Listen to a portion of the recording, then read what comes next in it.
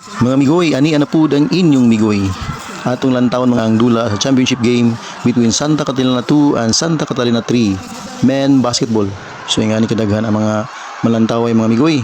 Tanan nga mga students sa Santa Catalina High School na adri tanan gipalantaw mo cheer sa Santa Catalina 3. Grabing daghanan mga migoy. So domo na to migoy ang ilahang dula. Let's go.